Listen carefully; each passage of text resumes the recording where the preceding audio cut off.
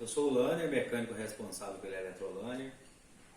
E a dica de hoje é: se a sua lavadora faz barulho na hora de centrifugar e na hora de lavar não faz o barulho, pode ser o mecanismo dela que está com os rolamentos desgastados.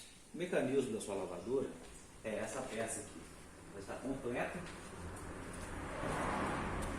Aqui embaixo tem um rolamento e em cima outro rolamento que é protegido por essa borracha, que é o retentor. Agora, se a sua máquina está fazendo barulho na hora de lavar e na hora de centrifugar, o defeito é bem mais fácil e barato de se solucionar. Pode ser os rolamentos do motor. Estou com o motor aqui em cima da mesa. Os dois motores são da Electrolux. Aquele mecanismo é de uma Brastemp, mas é o mesmo segmento. Trabalham, com rolamentos e retentores para proteger e diminuir os ruídos da sua lavadora.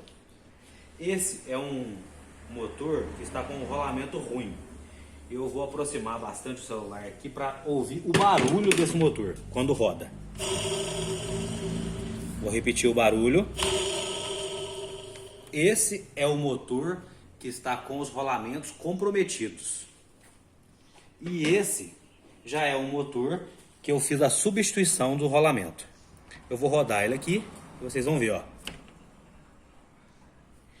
Sem ruído nenhum. Um serviço barato e simples de resolver. Ligue para nós.